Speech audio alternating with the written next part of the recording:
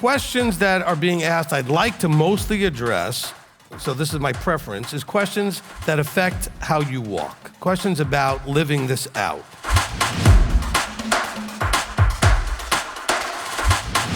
What he's always told me is, tell them that if they're doing what they're supposed to be doing, they'll be where they're supposed to be. But you need a teacher to teach you what it is you need to be doing.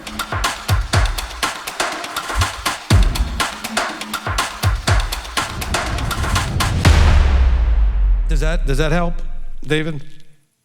Yeah, it does. My next question, if I may, it's a follow-up on the same one, where I was talking to the same guy, and we talk a lot because he's the traffic guard for my daughter's school, so we interact a lot every day. And I was telling him, he was asking me why can't I just be a Jesuit? And I said, I'm a part of his family, I'm a part. That's my father. My father has rules for his household, and it's up to me to follow them. It's not for my salvation or anything. And I kind of gave him the example when the Most High commanded the Israelites to attack other enemy nations, right? And they took slaves. And in the law, it says, because he was like, you can do whatever you want with these slaves. And it says, yeah, but once they convert, you have to treat them like fellow Israelites. And he said, no, you treat them like proselytes. And proselytes never got to get close to the gate. Proselytes never got truly, adopted into the family. So I had that was another question for you. All right. Well, that's not what it says. Okay. Probably a really good place to go for that would be Exodus 12. All right. Where it talks about that no stranger or proselyte, the word in the Hebrew is ger for proselyte, shall partake of the Passover. But then when you get to verse 48, it says, if he does want to participate in the Passover, he has to become a citizen. He has to get circumcised. So there is a process of citizenship conversion, so to speak, which is you make the commitment and get circumcised. Okay, so the proselyte doesn't stay a proselyte. The proselyte, by the way, in all the other verses it talks about, there's one law for both the proselyte and the native. So the proselyte's expected to act just like a native until he makes a decision either to go back into the world or to become a citizen. But once they become a citizen, they're a citizen. Okay, did that help? Yes, sir. Okay. And can I ask the last one? Yeah, and by the way, wait, hold on. By the way, that's fine. And by the way, always with Christians, okay, use Philippians 2:12 and say, look, I'm just trying to walk out my salvation in fear and trembling. So I'm just trying to figure out what's well-pleasing in his sight. I'm trying to do that. I know you're trying to do the same thing. So don't fault me from utilizing what he said in the Old Testament as the things that please him. Okay? Right. Now, as far as when you say, well, that's not a salvation or this not a salvation issue, you might want to listen to the teaching called Are You Saved?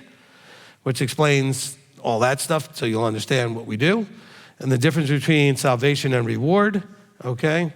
Because they're not the same thing. Christianity has melded them together and they're two separate things, all right?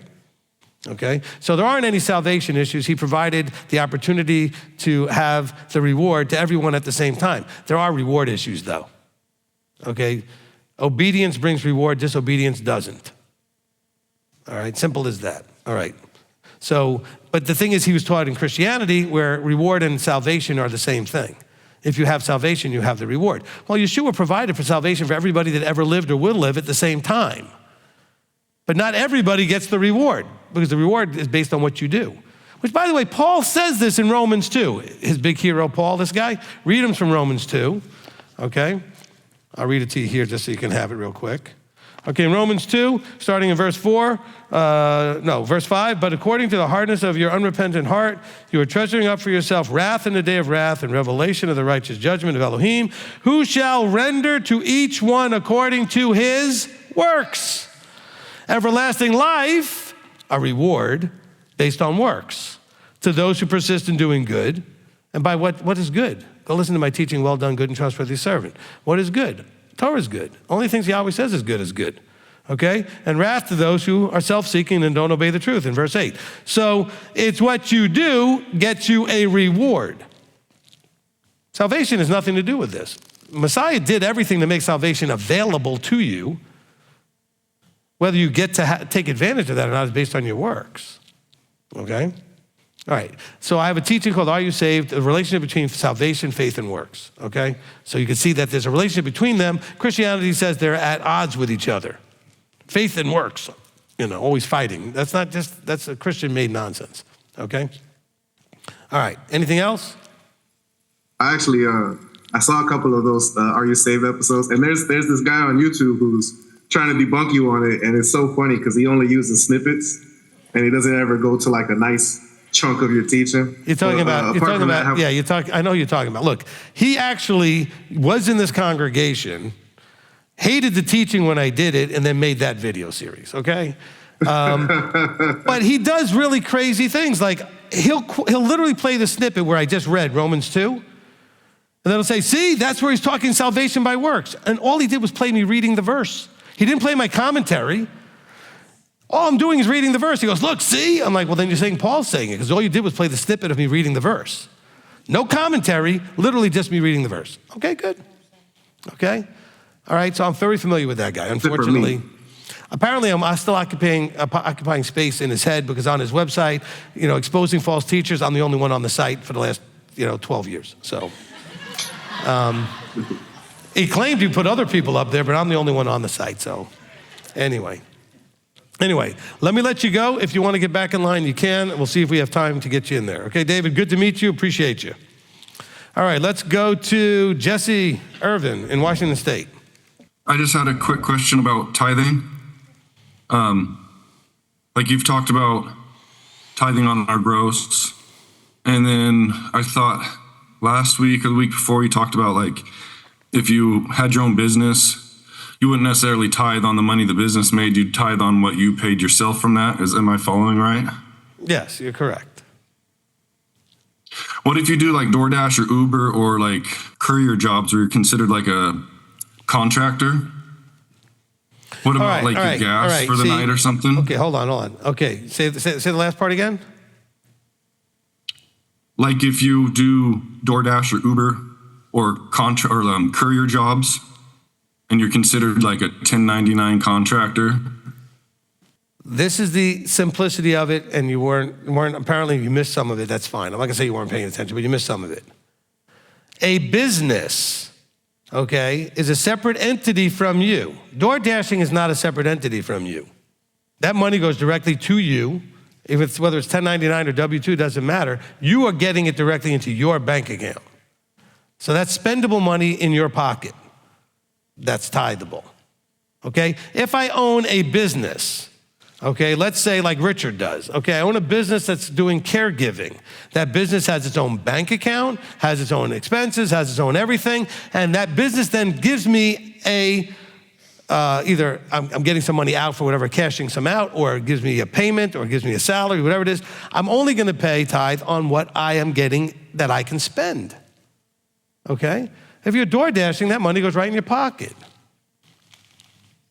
You're getting paid directly. I mean, you're not setting up a separate LLC to do your door dashing. I don't even think they'll let you do that, all right?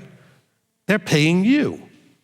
So door dashing or any kind of, we'll call it self-employed thing that pays you directly is immediately tithable because you got paid directly, all right? Now, there is a caveat to all that, all right? If you are door dashing, okay, the effort to make the money, like if I had a farm and I had to buy the seed for the crop, it's the increase that you tithe on. Okay, so in order to dash, let's say I made $200 in a day, but I spent $40 on gas. I really only made $160 that day. Okay? So I'm going to tithe on the increase. Okay? Not the cost of what it cost me to actually do the business in the first place. Okay? That's sort of the idea of self-employed, all right? So your expenses or your cost of doing business get deducted out first because you actually didn't make any of that money. It went out the window into, making the business work. Equipment, gas, oil changes, whatever, okay? So the day that you go out there and DoorDash and they also had your oil changed, well, then you subtract that from that day's income or the next day's income before you pay tithe on that. It's an expense directly related to your effort to get an increase. It's that make any sense to everybody? Okay? Which is very different than having a separate entity called a business, like m.t.o.i. It's not a business, but it is, okay, right? It's a ministry. But it's a separate entity that pays me a salary, pays Elder a salary and other people that work here a salary. We tithe on the salaries that we get. Not, the ministry itself would not be tithing. Well, it's the ministry that's receiving. But I'm just saying is, but still, if this was a separate business, okay, if I owned a McDonald's, okay, only whatever I paid myself out of the McDonald's I would tithe on. I don't care how much the McDonald's is making. It's paying the employees and paying for the space and the rent and the food that comes in, that, whatever. That entity, as far as you're concerned, as far as tithing, only you tithe on what you actually can spend, what you have put in your pocket, okay? Did that answer the question? Jesse? Yes, that was my question, was what do I do? Like, do you tithe before you take out your gas expense, or would I tithe on after? My microphone, I think, kind of went bad when I was in the middle of talking before. I thought I heard the word gas, and I wanted to make sure if that was the point you were making. Okay, so good. Yeah, so, but like a job, there's these like medical career jobs where you kind of have to have a certain level of insurance, you have to have a certain type of car, and you're responsible for your own gas. I don't want to like try and itemize all my deductions against Yahweh, but like I'm just asking if that all applies like you just said. It does when it's, okay, if I'm gonna use my car for door dashing and other things, it's my car. So the added expense of driving the extra miles that cost me, like I spent extra gas on that, that's fine, I'll deduct that.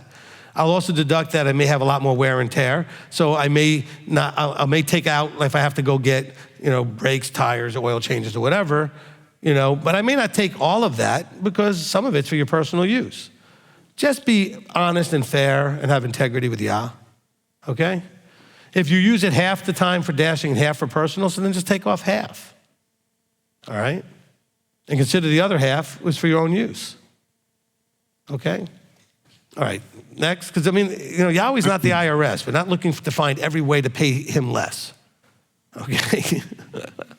But you also want to be fair to you and do it right, which is remember, it's an increase.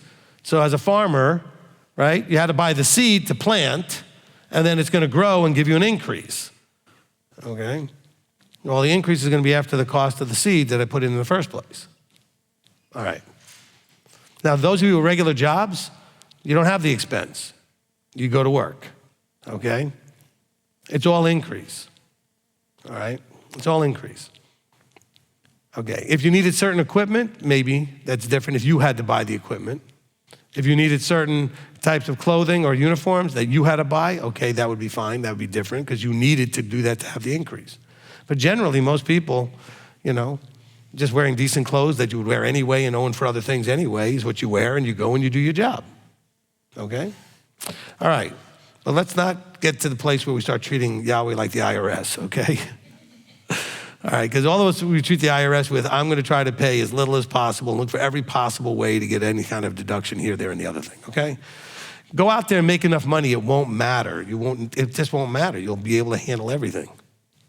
We had somebody here, not here anymore, who, used to be do contract work, and he used to just tithe on the gross that he charged the customer before even taking out what he cost for the stuff that he had, the materials and everything. And he still said that his business kept getting bigger and bigger and bigger, and it was like the best thing he ever did.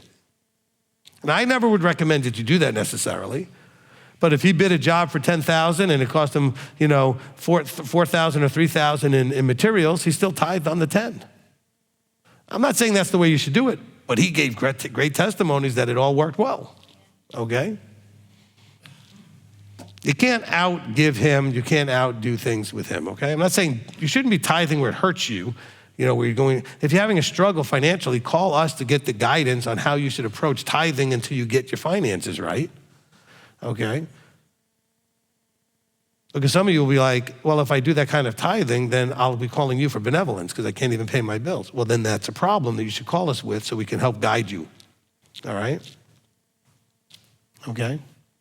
All right. Remember I told you tithing is going to either expose a problem that you have with greed, where it's my money, I'm not going to give it to anybody, I should do whatever I want with it, or it's going to help you deal with the fact that you just don't make enough money and you have problems in your budget, things that you just have ignored that now you're forced to look at. And you may be so blessed when you realize the waste that you had in your budget that you can now fix. All right? All right, let's go now to, we'll go back to Odessa, m.t.o.i. Odessa. Who do we have there? Hi, Shabbat Shalom. This is David Minsker. I just have a couple questions on the meanings of some of the words in the Good News message.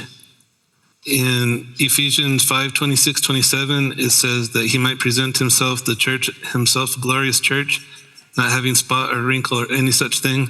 I was wondering, is there a deeper meaning to spot and wrinkle? So the point in Ephesians 4 was the fivefold ministry was there to help bring to the perfecting of the body. Okay, so when you get to chapter 5, it's got saying, look, so that through that perfection, we don't have any blemishes, spot, wrinkle, like we actually, remember, one of the revelation things is that we have this garment, this wedding garment that's spotless, that's beautiful, it's perfect, right? So it's just a metaphor for that you've got your act together properly. And just one more question. In Philippians, you said working out your salvation with fear and trembling. What does fear and trembling mean? In other words, having an awe, reverence, and respect for who it is you're dealing with and that it's your responsibility on what you do, okay? In other words, taking it's an idiomatic phrase for taking it really seriously. I'm just working out my own salvation, taking it as serious as I can. With awe, fear meaning awe, reverence, respect for the one that I'm doing this with, which is the Creator, right? Did that help? Yes, thank you very much. All right, you're welcome. All right, we got, Shonda, Trent, and KD in Texas. Who's going to ask the question? I had a question coming out of Isaiah chapter 43, verses 1 and 2. But now thus said Yahweh, your creator, O Yaakov, and he who formed you, O Israel, do not fear, for I have redeemed you. I have called you by your name, you are mine. When you pass through the waters, I am with you, and through rivers, they do not overflow you.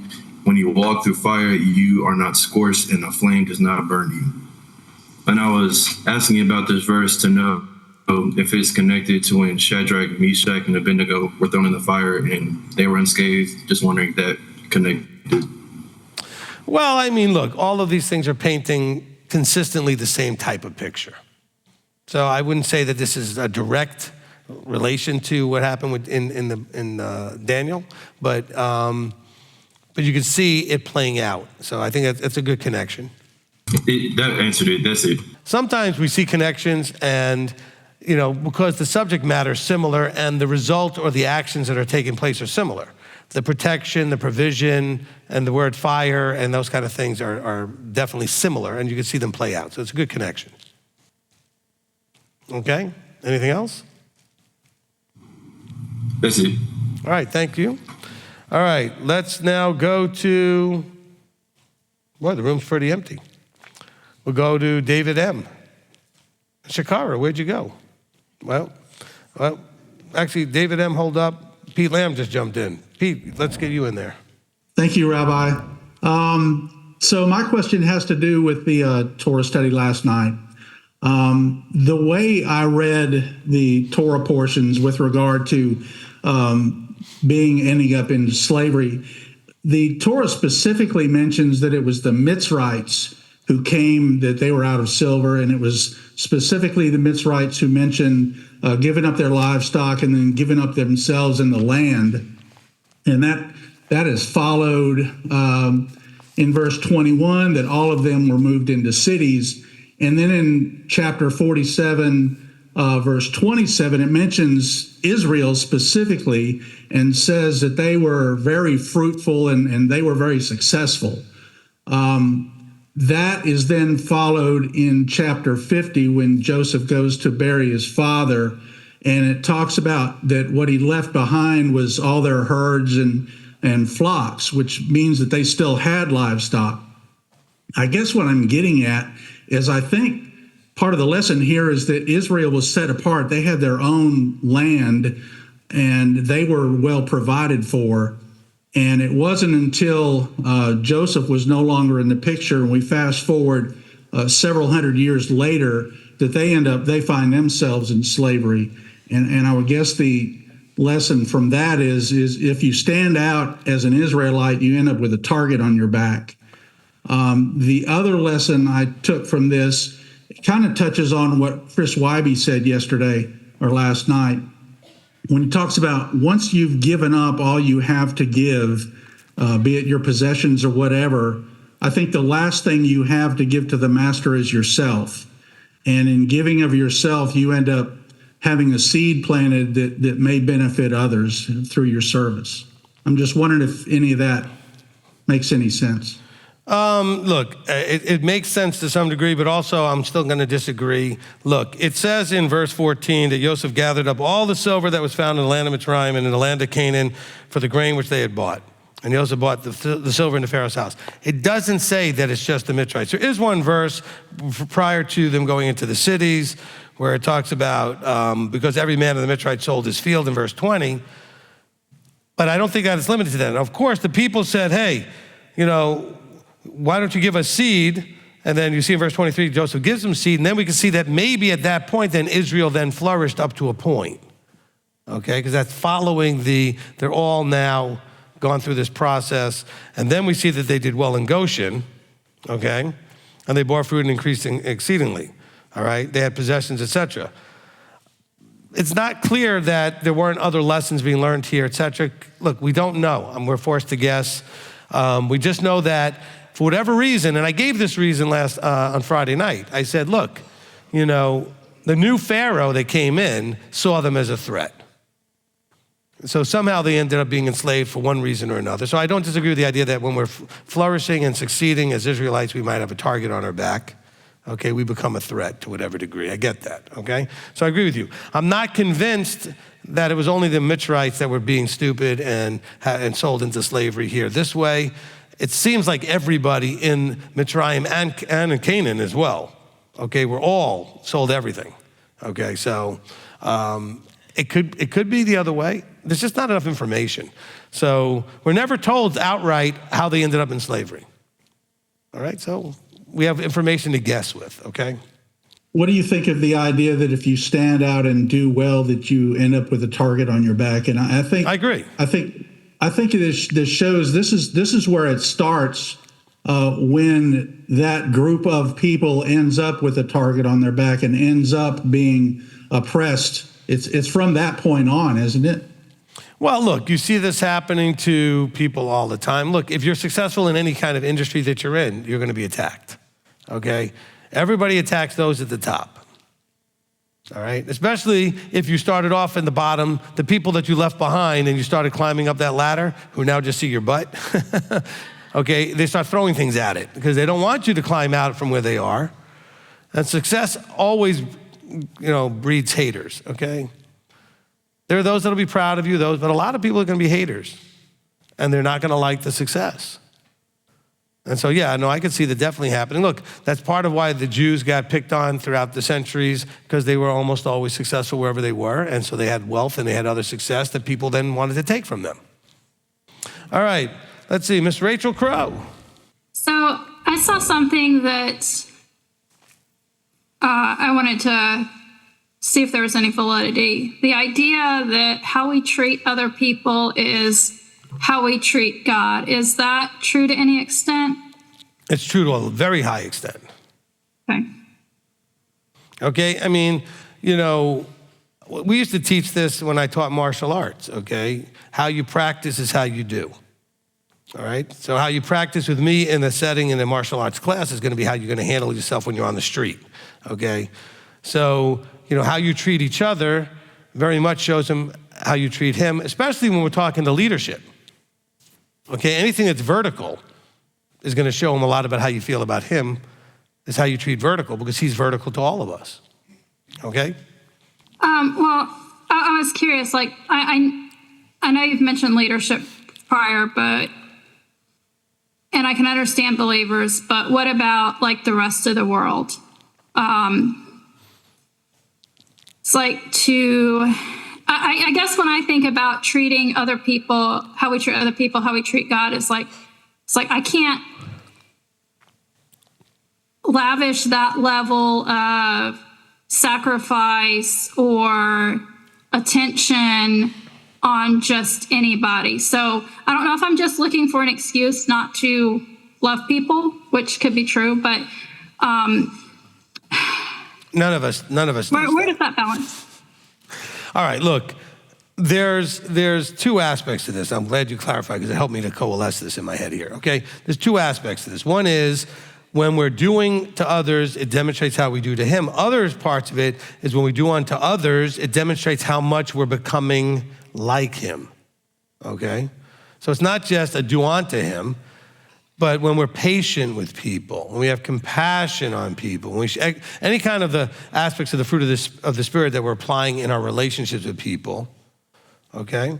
That's what we're talking about also. So it's not just as I do unto you, it's like I do unto him, but it's as I do unto you, I demonstrate how much I've become like him.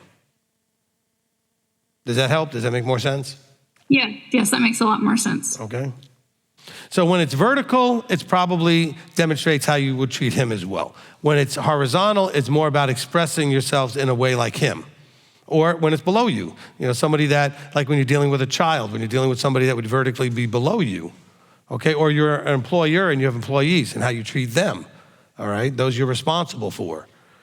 You demonstrate how much you become like him because of how he treats you and you would treat others, which we have parables about that, right? The manager that was a terrible manager and the owner, got all, hard on him and then decided to show mercy on him. And then when he showed mercy on him, he went and was terrible to his, the other ones that were below him. There's elements of how we treat demonstrates how much we become like him. Okay? Anything else, Rachel? Right. I should probably know this, but have you ever said anything about whether we can use second tithe money on things like Hanukkah and Purim? No, second tithe would be for only feasts and Shabbat. Okay, those are traditions that were not given by him. So only for things listed in Leviticus 23, okay? Shabbat and the 5 feasts with the 7 annual holy days, okay? All right, thank you so much. All right, good. All right, you're welcome. All right, next up we're gonna bring up, let's see, how about Moshe Yosef? And where are you from? I'm in Missouri.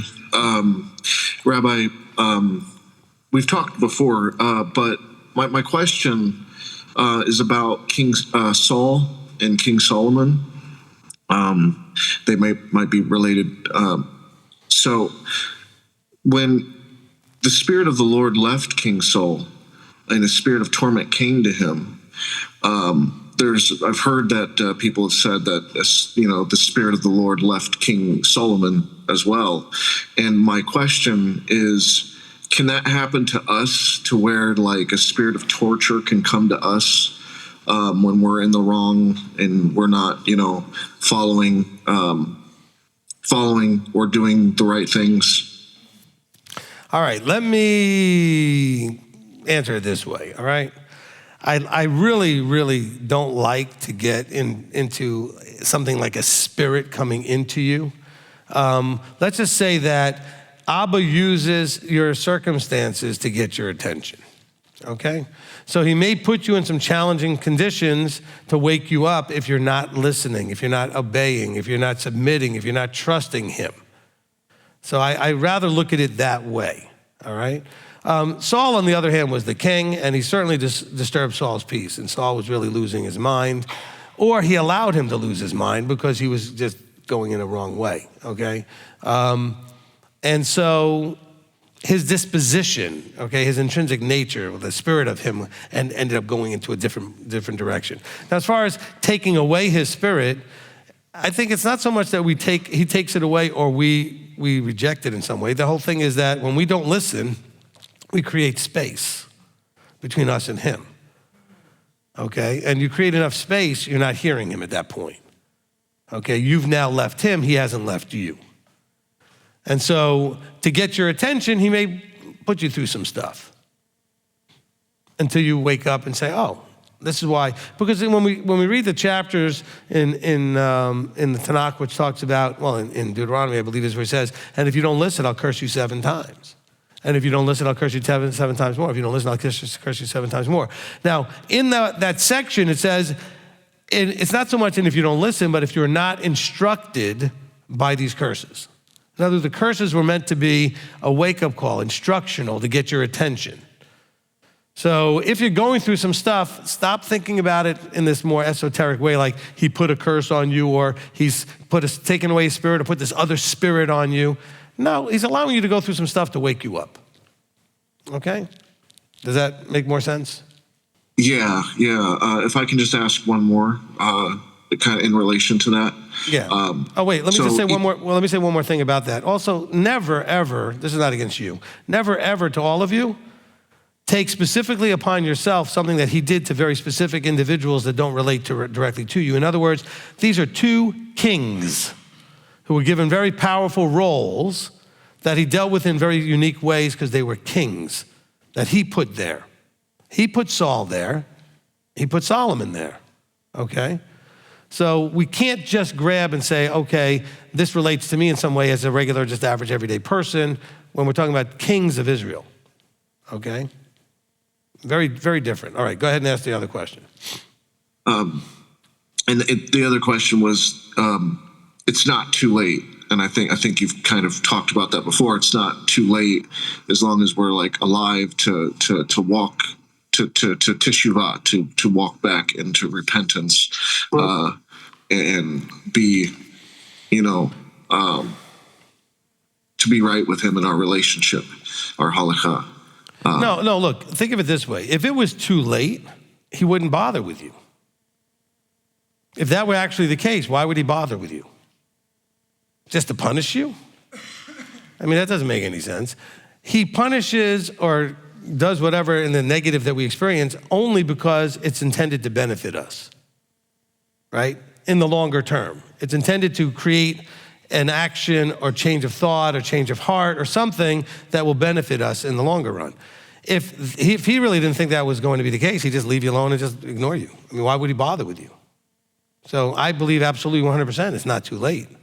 If you're going through stuff, you can still repent, you can still adjust, you can still learn the lesson, whatever it is he's trying to get you to learn, because it may not be something you need to repent of because you did, it may be something you need to be doing that you're not doing. Whatever it is, he's trying to get your attention because it's still time to get your attention. Does that help? Does that make sense? Yes. Thank you, Rabbi. You're welcome. All right, thank you, Moshe. Let's go now to m.t.o.i. Odessa. My name is Miliana. I just have one question I'm from West Odessa. I just have one question. All I'm asking is, why am I the only kid in my school that participates in our Shabbat? Okay, that's a good question. And I know you, Miliana. We've met before. Okay, so look, we are unfortunately, a remnant or small group of people. Okay, Abba is only working with a small group of people at this time, which means that it can be a little hard, a little bit lonely when you don't have people to do this with, okay? And being the only one in your school is sad and unfortunate, but it's a reality. By the way, you have a lot of adults who are the only ones in their family that are doing this. They're the only ones where they live that are doing this. I have people that are the only ones in like their country that they know of that are doing this. And it can be really tough. So I'm sorry that you're going through that, but you know what? You have the m.t.o.i. family, and we love you, and we've got you covered there. And, Abba will provide you with the friends that you need that are walking this out at some point, okay? Thank you. You're welcome. And I have a question too, Rabbi. No way. But, well, it's not, it is a question. All right, Annabelle, go ahead. I was going to say that. I knew you were going to have a Okay. question, but that's okay. Go ahead. So, because of the situation that I've gotten into, I feel like sometimes I'm like not having emunah, but there's sometimes that I kind of,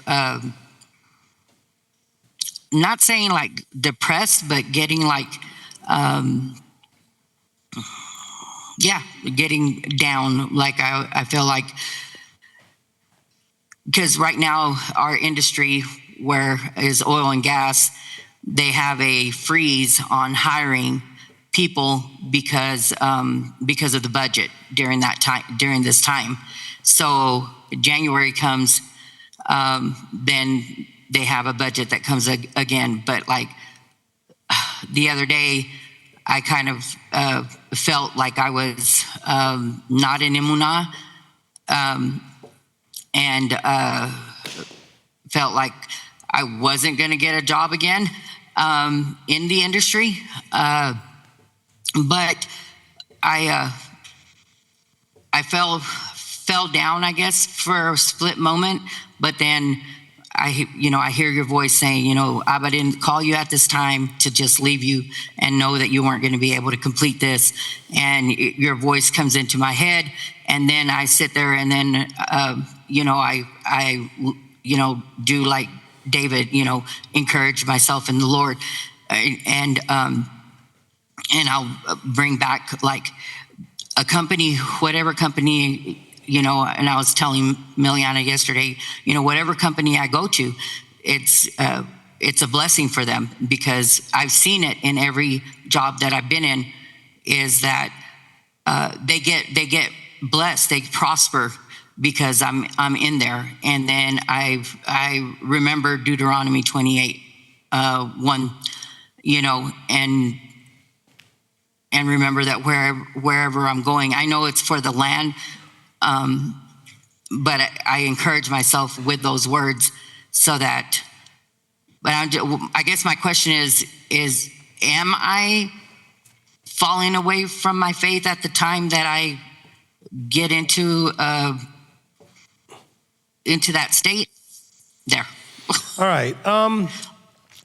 It's not that you're falling away from your faith, you're having a lack of it, okay?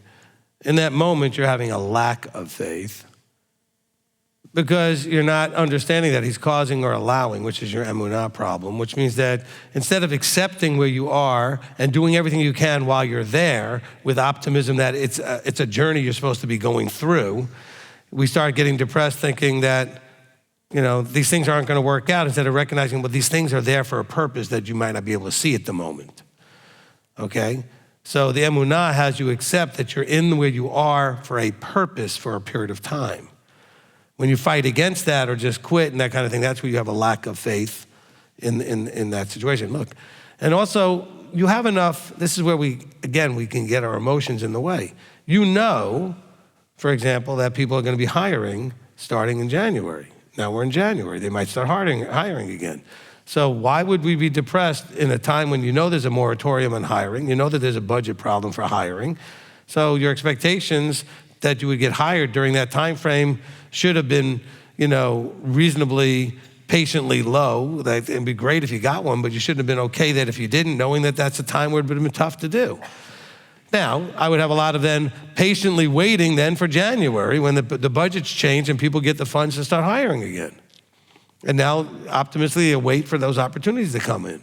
But, if you're gonna not pass the test of the short-term, adverse situation you're in, that adversity, the short term, he may let that go a little longer because you're failing the test. Instead of sitting there saying, I accept where you have me, I accept how I got here, I own whatever I did to put myself in this position, I've learned some lessons, I patiently await your provision. In the meantime, I'm going to keep applying and doing all the things I need to do.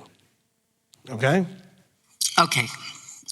Yeah, because I think of the stories with Elijah, and with him going into the cave and going into stuff like that. And I just, and he was a great man of faith. And so that's what.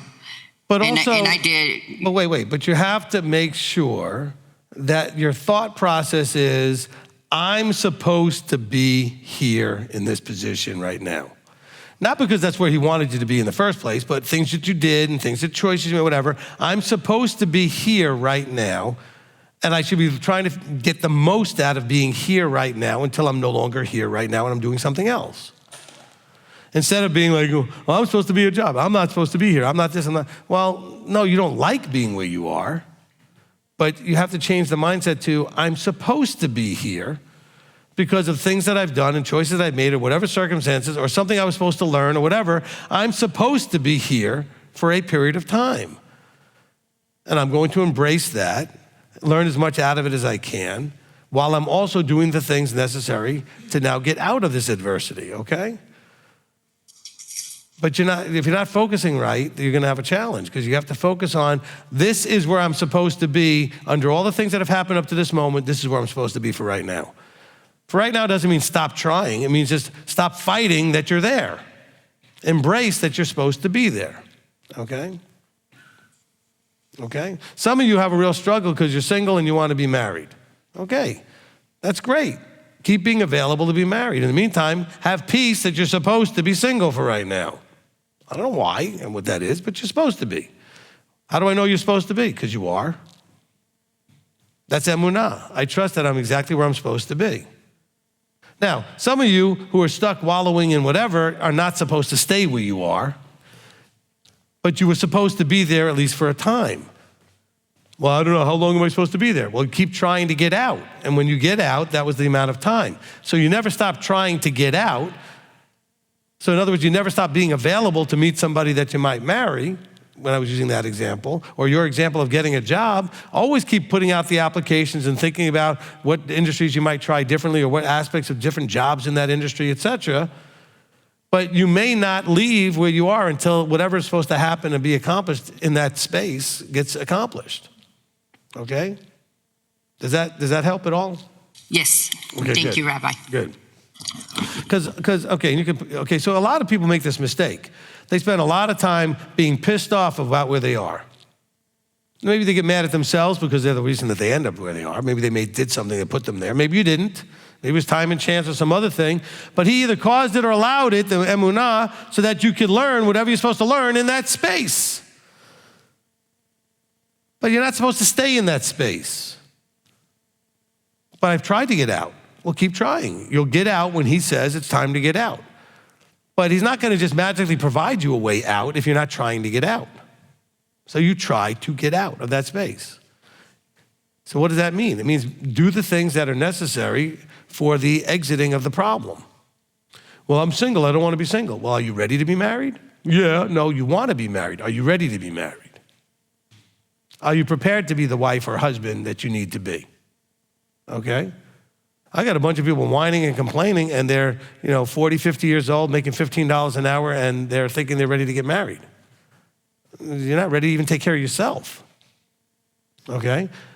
Finish what you were supposed to accomplish where you are. And when you have all that done, an exit will be provided. Does that make sense? Okay? All right. Let's go now to, it looks like everybody's going on to round 2 here. So let's go to Ernesto. I wanted to share a couple of scriptures from one of my favorite books, Romeo. Okay, wait. Before you share scriptures, what is the point?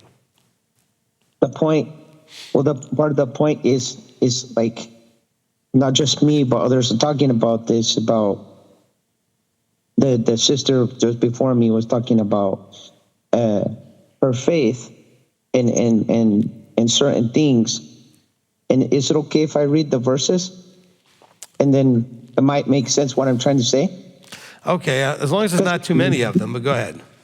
No, it's okay. All right. In chapter 1, verse 17 of Romeo, it says, "For in it the righteousness of Elohim is revealed from belief to belief, as it has been written, but the righteous shall live by belief." And then in chapter 2, verse 13, it say, "For not the hearers of the Torah are righteous, for not the hearers of the Torah are righteous in the sight of Elohim, but the doers of the Torah shall be declared right." And so the part I got out of this is the belief, about belief, the righteous shall live by belief, is that when we're going through the things that the Abba's allowing us to go through them, you just said, we are where we are supposed to be. And so I just want to make sure that I get the scripture right, because it smacked me in the face like really, really good. And I just wanted to share that because I wanted to know that that I'm getting something. This was everything today, that I'm getting that correctly. Yes, that was good. Good verses. I appreciate that, Ernesto. Thank you. Okay. Look, I'll give you an example in, my life, okay? I never wanted to be single. I didn't like it, hated it. Wasn't ready to get married until I was in my 30s. I didn't understand that that's why I was single so long, okay? But also, Abba waited until I went for my journey sort of heading somewhat spiritually properly, and then I went off into just nothing, in my late 20s into the early 30s.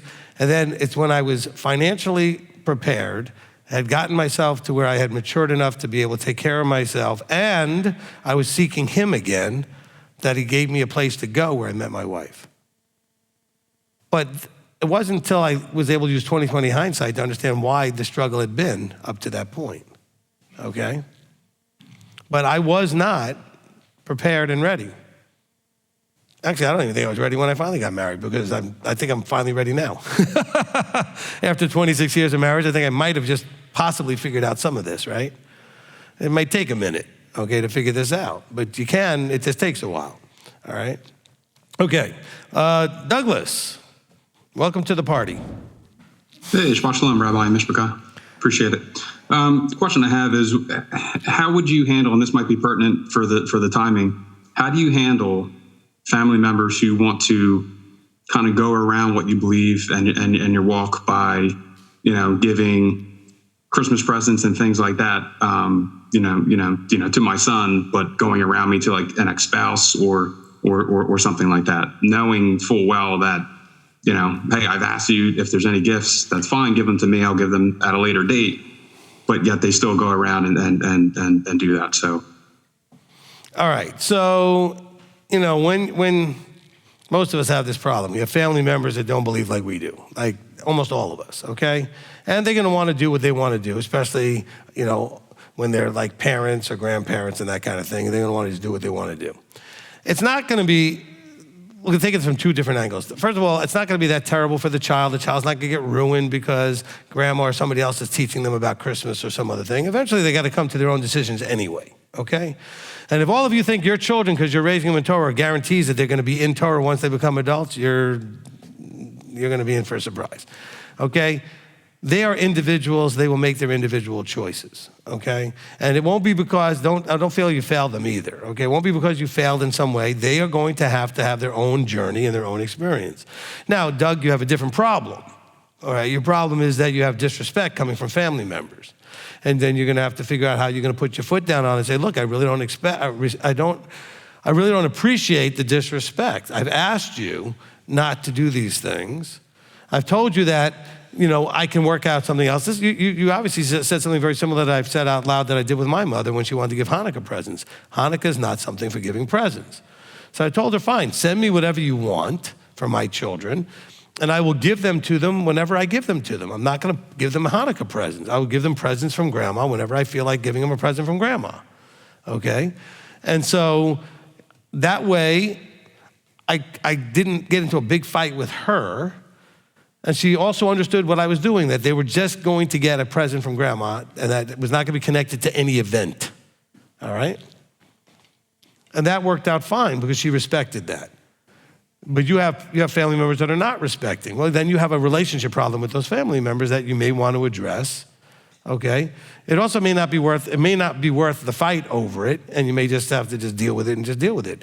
You have limited control, especially if your children visit with other family members and they believe other things, that things are gonna happen that you can't control. They're gonna get fed things you don't want them fed. They're gonna be shown and taught things that you don't want them taught. They'll talk about things you don't want them being taught, whatever. You have limited control. And somehow you have to have peace with that, okay? I'm not saying don't make any effort. I'm just saying recognize that sometimes the effort is gonna go on deaf ears or be ignored because they just don't respect you that way. They much more wanna just do whatever they just wanna do, which is most people. Most people, when push comes to shove, they're gonna do what they wanna do, not what you want them to do, okay? All right, Doug, so I'm sorry that doesn't really fix it. Challenge it right now. All the excuses came out. Oh, well, it happened so quickly. There's nothing I could do and this and that. I don't want other people being upset with me and like all this kind of stuff. And I said, okay, So it's partly the disrespecting. And they said, well, I'm just trying to protect your feelings. I said, I don't want you to protect my feelings. I want you to respect my walk, right? I want you to respect what I'm trying to do. And also, like the other angle of it, the thing that's upsetting to me is that I don't want my son being put in a position to where now he has to keep secrets and feel that he has to lie to me, and like that's like setting like a bad precedent. So that's all. I appreciate it. Thank you, Rabbi. Okay, so and part of that whole keeping secrets thing is if he's afraid that the person who gave him the gift is going to get in some sort of big hot water with you. You have to reassure him that, look, I don't want them doing these things.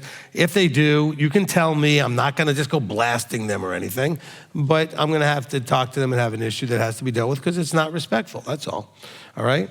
All right, so, but no, you don't want them hiding things. And if grandma or whoever told them to hide things from you, then you have another disrespect problem you need to talk to them about. Look, you don't get to go behind my back and do things with the kids.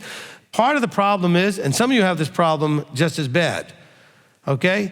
Your grandparents, you are actually grandparents. Those children are not yours, okay? They belong to the parent of those children. I had to straighten out both sets of grandparents at one point with my children as they started to go ahead and correct them when I was standing. I said, no, they're not yours, they're mine, okay? And so we didn't do that adoption thing with Jacob where they became yours. They're mine, okay? So anything that goes in that direction has to come from me, not you, okay? And so maybe you have to explain that to these grandparents, that these are your children, and they need to respect your decisions for your children. But some of you have the same problem because you got children that are doing all kinds of stupid things with your grandchildren, and you want to jump in there to save the grandchildren. They're not your children. I mean, if it's not bad enough to call CPS, then it's not bad enough. You're just going to have to let them do what they're doing with the kids. They're not yours, okay? Seriously, if it's not bad enough to call Child Protective Services, then it's not bad enough for you to stick your nose in and get it bitten off when you're sticking it where it doesn't belong. But it's not they're not yours. Oh, but they're my grandkids, but they're not yours, okay? They belong to the parents. Now, you have a problem, you can talk to your children about saying, look, I noticed some things, I want to give you some guidance, take it or leave it or whatever, but you cannot control the situation. And I've had to talk to a lot of you in counseling because you're all upset about grandchildren and what your children are doing to them. It's terrible. I feel bad. But you're going to have to back off because you're depressed and you're frustrated. All your peace is disturbed because you're so involved in something that has nothing to do with you. Not your responsibility, okay? Has nothing to do with you. I know you think it does, but it doesn't, okay? Now I got a whole bunch of people mad at me. Don't tell me about my grandkids. Okay, keep doing what you're doing and tell me how that's going for you, okay? Because most of the time it doesn't go well. Any grandparents here try to stick their nose in their children's business or whatever, and then the children got all mad at you? I mean, it happens, okay? You got to be really careful when you go to do that. All right? And then you want to treat your children like they're still like your children. No, they're adults now. They don't have to listen to you. Probably didn't listen to you that good when they were kids. Certainly don't have to listen to you now. And then you get all frustrated and you call me. Well, I'm all upset about my daughter or my son, whatever. I'm like, how old is the child? 42. What are you upset about? Well, they're doing dumb things. Well, that's their problem. I know it hurts your feelings, but it's their problem, okay? I mean, why let it disturb your peace? Well, I'm all worried about them. Good, worry about them, I guess, on some level, but don't let them steal your shalom. All right, they got to walk out their own journey. Nowhere in Scripture says you got to walk it out for them or that you're going to be responsible. As a matter of fact, it says the opposite, okay? You are not responsible for your child's journey. And your child's not going to be affected by your journey if your journey was no good and your child decides to go do something. Just like you had parents that probably did all kinds of things they shouldn't do, and now you're doing better. Fine. You're not going to be held accountable for them, and they're not held accountable for you. That's hard to hear. Remember what I talked about earlier? I might say some things that you're not really ready to hear and receive. This is reality, okay? All right, Elder shook his head, so I think he agrees. Rabbi Tom agrees. Look, it's hard, okay? But unless you're ready to call CPS, you're going to have to leave it alone, okay? I'm serious. And well, but it's torturing me to watch. Then don't watch. I don't know what to tell you. It's hard. It's really hard. It is what it is. Okay? If you have more than one child, especially if you have 3 or 4, whatever, you're going to have at least 1 or 2 that are going to be going off in whatever weird direction that's going to make you just want to throw a fit. Okay? You can throw the fit if you want. I think it's a waste of time. I think you're hurting yourself, you're not helping anything. Okay? I didn't say you shouldn't talk to them. You can talk to them, but once you realize your talking is going on deaf ears and only causing a fight, stop it. Pay attention to the fruit. Because I've got people telling me they've been doing this for years and it's been nothing but horrible fighting. I said, then why do you keep doing it? Because they're not listening. They don't have to listen to you. But everything they do goes wrong. Maybe one day they'll listen to the lesson they're getting, not listening to you. Maybe they'll finally listen to the lesson. Stop flying in there trying to rescue them. Unplug the helicopter or turn it off. Just stop helicoptering around them, Be those helicopter moms and dads, whatever, okay? They got to learn their own lessons, just like you did, okay? All right, let's see. We still got a little bit of time. Anna Kaufman. So I had a question, or somebody talked or brought this up about the whole thing about grace. It had to do with, sorry, I'm really pregnant. It's really hard for me to think. So basically, the story of David and Bathsheba. I'm suffering from a thing called pregnant. I know. It's a crazy symptom, No, what's crazy for me is that I knew you as a teenager, I did your wedding, and now you've got babies and everything. That's crazy for me, okay? It's really exciting. I know. Okay? It's crazy how life is, for sure. Anyways, so David and Bathsheba. Obviously, my understanding of Torah is if you could commit adultery, the consequence is death. And in that situation, David did not die. And I know people like to bring that story up to prove the point that, see, that's grace, and grace trumps over the law and Torah, hence yada, yada, yada. So I just want to bring that up to you just to know how I can, respond to people with an answer concerning that scenario. Okay, all right. So let's take that scenario for a second. So what does Torah say you need in order to have the adultery thing handled? You need 2 or 3 witnesses. Were there any witnesses? What do we know about David being called out on his adultery? Who called him out on it? Who called him out on it? Nathan did, right? So the prophet called him out on it. No witnesses came about. Nobody else pointed the finger. There wasn't any Torah to apply here. Nathan knew, and he came to tell him, David, God knows. But there's a law and there's a legal process that has to be played out. And that didn't have the parameters met to do the death penalty.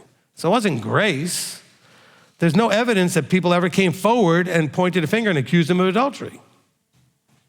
The only conversation we see is Nathan. Am I wrong? Okay? So it wasn't grace. It was pure, straight application of the law. However, Nathan came to David to say, you got away with this as far as most people, but Yahweh knows what you did, and now you're going to pay a price for that. And he did pay a price for it, okay? But you can't apply a law without applying all aspects of that law. And so I don't see anywhere that anybody knew he committed adultery until it was written for us to read, way after he's been dead, okay?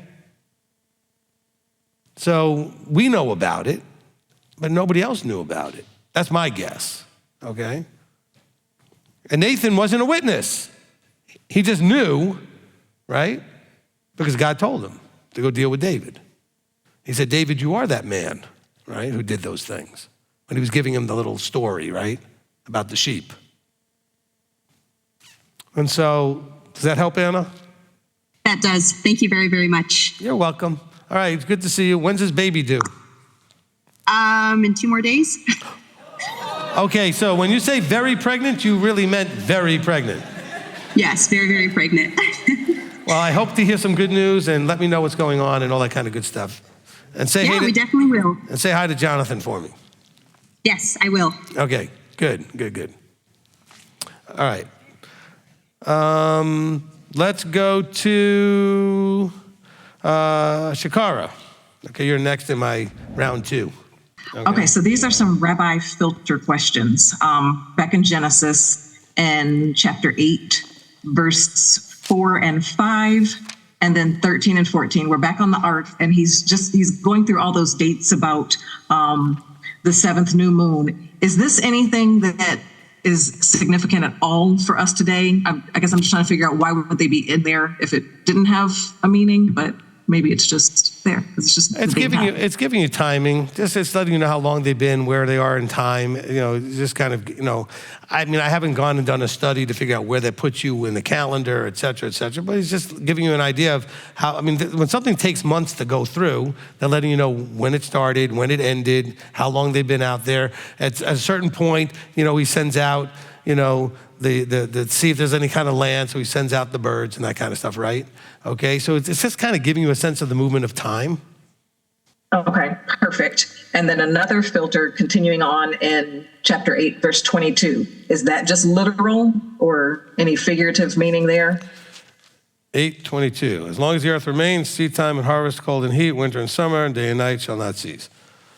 So what's your question about that? What's your question about that? Is that just literal? Should I be looking for any deeper meaning other than that is what it is? Just literal. Okay. Remember, it comes right after, it's the verse right after he said, never again am I going to do this. Okay. Okay, another filter. Isaiah now, 42 and 19. I feel like I was understanding everything that was going on in that chapter, but verse 19 threw me. Where? What chapter? What book? Isaiah 42. 42:19. So who is 19. blind but my servant, or deaf as my messenger whom I send? Who is blind is he who is at peace, and blind is the servant of Yahweh. That verse? Yes. Okay. I cannot answer that question without going back and reviewing the context of what he's trying to say here. So it's not literal. He's trying to make a point. That part I can tell you. Okay. Earlier on in the chapter, he says, I, Yahweh, verse 6, have called you in righteousness. I take hold of your hand and guard you and give you for a covenant to the people for a light. So here we're talking about something being a light. Then he's talking about blind, there being blind servants and other things he's talking about. These are picture languages to make a point that I'd have to really go back into and get my brain back in that space to know what's going on. There's a lot of stuff happening in chapters like 39, 40, all the way to about 40, all the way to 50, into the 50s, but all the way through the 40s that have to do with his servants and his messengers and the way people are receiving or not receiving it, etc. Okay? So can't answer that one at the moment. I have to really go back and look at it. No problem. I do have more. You want me to jump back off and back on? Because I see that there's more people here. No, we have only a little bit more time here. So let me have you jump off, or you could just, I don't know if there's anybody. Yeah, just jump off and see if you can get back in after we go through another couple of people here. Let's go to David M. You're back for round 2. Wanted to know and understand a little bit better. I wanted to get your opinion on it, understanding on it. Yeshua being the ultimate sacrifice, where does that leave the ritualistic sacrifices in the Torah? Well, it's easy. He wasn't the ultimate sacrifice. He wasn't a sacrifice at all. That's a Christian idea. Okay? Could you expound on that a little bit, just so I can have a good understanding of it? No. The Christian doctrinal positions, once Christianity formed, and I know Christianity thinks it formed whenever Messiah was here, but that's not true. It happened later. Okay? Was against the temple and the rituals of the temple and anything that they perceived as Jewish. So they decided that he was a sacrifice, which would be against Torah for him to be a sacrifice. And to be a sacrifice, he would have had to have been done on the altar in the temple. He was outside of the temple. He wasn't done anywhere near, and nothing that was supposed to be done for sacrifice was done with him. Okay? And so, but they wanted to use him as the final sacrifice so that they could be against all of the rituals of the temple. Bear in mind, in the book of Acts, they still went to the temple after Messiah was resurrected. Okay? Nobody stopped going to the temple until there was no temple in 70. Okay? All of the Messianic believers went to the temple and did the rituals as they had always.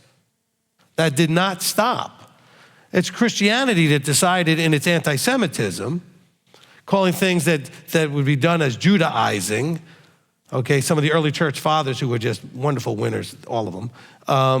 Okay, and and that's where that came from. What Messiah did was he got murdered.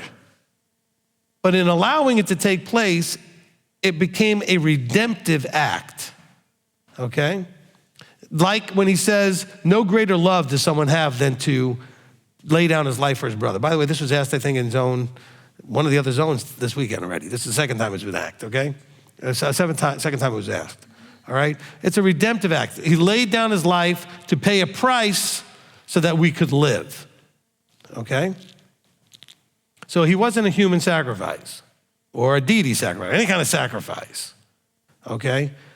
He allowed himself to be murdered.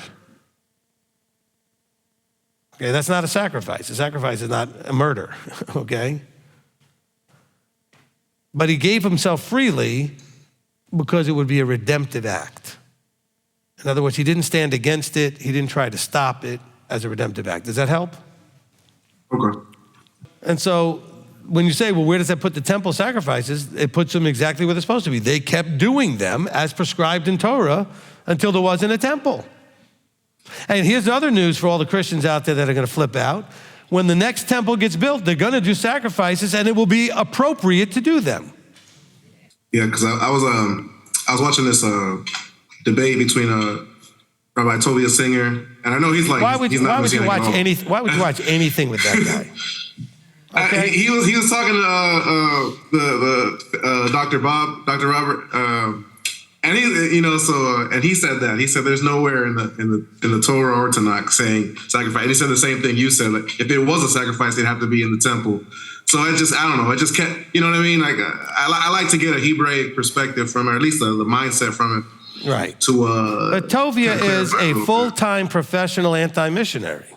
Okay. Right, 100%. All right, that's but he was job. debating a Messianic professor. So of course he was. That's all he likes to do. Yeah, but look, but listen, here's the thing. I promise you, no matter who you were telling me was the Messianic professor, I would disagree with most of his positions. Okay? Right. So saying that he was arguing with a Messianic professor, it's like going to a knife fight with a pencil. I mean, the Messianic professor is not ready to handle Tovia Singer. I mean, Tovia Singer spits out and chews up these guys all the time because they're not ready for what he brings. They're not prepared for that. Yeah. As a matter of fact, most of them still have that Christian mindset. Look, which is why I found you a little different. Well, because he's assuming that the Messianics are basically Christians who want to keep a little bit of Torah, okay? Right. He doesn't see them as being an extension of Judaism into belief in Messiah as, and not Judaism in full, but I mean the way Tovia would understand it, okay? So his whole mission is to keep Jews from becoming Christians. And I'm not against that, by the way. I don't want anybody to become Christian necessarily, okay? But I want them to believe in Messiah and understand what Messianic is all about, as opposed to this religious thing called Christianity, okay? And so I'm not a fan of that, obviously, okay? And so, but yeah, okay, so be careful what you watch because there's no telling that the people you're watching either side in the debate actually know what they're talking about, okay? But anyway, it's interesting, though, that Tovia took the position that he couldn't be a sacrifice because he wasn't done in the temple and everything else, and I would agree with him, okay? I would agree with him from that point of view. All right. Anything else? That'll be all for this time. Appreciate your time. Okay, we only have about 15 minutes left, so we're going to try to get through here. Okay, round 2 for Moshe Yosef. I just wanted to expand on my earlier question just a little bit because I had a friend message me right after, and it brought the thought to my mind, which was about, receiving forgiveness / salvation for the kings of old that have transgressed and, where the Spirit may have left them. And I guess my question is a little harder than I thought it would be to ask, which is we still have the opportunity to receive that forgiveness. And I think that's something maybe I'm struggling with here is accept. Have you listened to the forgiveness teaching I did? I think I have. I've watched a lot of them. So forgiveness, when you say, we still have opportunity, forgiveness can be instantaneous. You repent, you get forgiveness. Okay? He doesn't give you a time frame that says you have to do it in this little window or this or that or the other thing, or you don't get any forgiveness. Okay? If you're talking about between you and the Creator, repent and instantaneously you get forgiveness. That's the way he put it into play. Did that help? Yeah. All right? The only thing that gets you in trouble is quitting. If you don't want forgiveness, if you don't want to be a part of the plan that he's put out there for you and for everybody, you could decide to just take yourself out of the system and say, I'm not playing in this game anymore. All right? This game that actually leads to life. I'm going to just do whatever I want and not worry about anything else, and that's fine. Then you just get to die, and that's the end of it. But as long as you're still alive, you still always have an opportunity to make things right and reconcile with him. So then with Judas, his was more of he just threw in the towel and gave up and didn't, Okay. Because wait. Hold on. I'm going to save you a lot of trouble. This is a problem that a lot of people have, and you need to let it go. Stop trying to figure out what happens to everybody else. Don't try to figure out what happened to some king that did this or Judas that did that.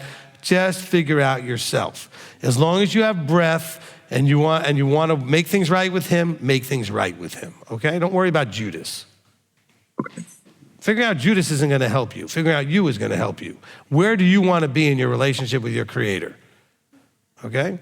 Then work on that the best that you can, okay? Okay. All right? It's an easy trap to fall into. Because I think Christianity does this, or Christians, I don't know, somewhere they get it from, this idea of trying to figure out where everybody ends up. Stop figuring out where everybody ends up. Worry about you. Philippians 2:12, walk out your own salvation. Stop worrying about everybody else's salvation, okay? Okay. All right. And we're just going to have a little bit of time here. Let me go to Ramon Dela Cruz, because you haven't asked a question yet. I wanted to ask my question concerning the Roman Empire, because I've been watching a lot of ministries that talk about the Roman Empire, the last revival of it. I'm asking a question because 2 years ago when I was in prison, this is what made me walk in the faith. I had a dream, and in this dream, I was walking in an office, and inside the office were flags. And as I was approaching the flags, on the left, there was a banner, and there had numbers and letters on it. So when I was approaching the banner, I saw the letters and the numbers, and it said Holy Roman Empire. And at the bottom, it had 2026. Then I looked to the left, there was a picture of a man, and then dressed in authority. Then I woke up from it. So I wanted to get your insight. Could the Roman Empire be the European Union of now? Okay. I never get into these kind of discussions. If you've been around for a while, you would know that, okay? I don't try to figure out world events, timing, end times, any of that stuff, okay? Who is the Roman Empire? Where the various tribes ended up? Who is this? Who is that? I only focus on helping you to know that if you do what you're supposed to do, you'll be where you're supposed to be, okay? So I'm not concerned. Whatever is going to play out is going to play out. It's not going to go well for me unless I figure out what I need to do. Not what I need to do in relation to what they're doing, but what I need to do in just my life, in my walk, okay? So I'm not going to get distracted with all that. Now, I know you haven't added distractions because you had a dream, okay? I don't know what to do with your dream. I'm not a dream interpreter, okay? But I get that. But I would focus mostly on that he used this to get you into your faith, which is great. I would start doing the best I can to learn and apply everything you can as far as this walk so that you can be where you're supposed to be, okay? That's what I would do, all right? That's what I would do. Okay, I guess Annabelle, I guess we could squeeze, well, actually, we got only three. If you got a real quick one, you could be last. I got a quick one. I know you already got the answer. Okay, so I know about Shabbat, and I know we don't clean or anything at home, at the ministry. Can I clean after services, before sundown? Or do I have to wait till sundown? Wait till sundown. Look, there's no reason to do anything on Shabbat that doesn't have to be done, okay? So like, for example, here, all the chairs are set up now for services. When we finish, okay, let's say right now it's gonna be sundown by the time we finish. But when it's not sundown in the summer, when we finish, we have to then move chairs around and put tables out so that we can have our own egg. That would be necessary. The cleaning up, we wait, as far as cleaning up, we wait until after sundown, okay?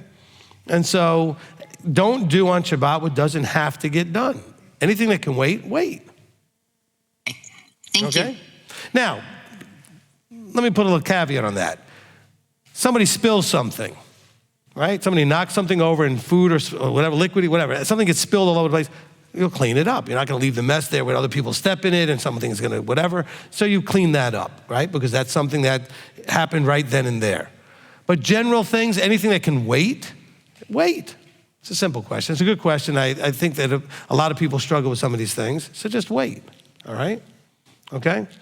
Look, if I eat breakfast in my house, okay, and that breakfast, had anything food-wise on a plate that I ate, I'm not cooking anything. I'm just saying, but if I ate some sort of breakfast, like let's say I had cereal in a bowl or some other thing, it could be sticky, I'm gonna rinse that so that it's not just sitting there attracting bugs and getting all whatever. It's just a quick rinse. I'm not gonna wash all my dishes. You understand what I'm saying? But I might rinse it off so that it's not gonna make things worse and attract problems, okay? So there's a balance in there. Okay, there's a balance in there. Okay, thank you all. I hope you all enjoyed Zone 1.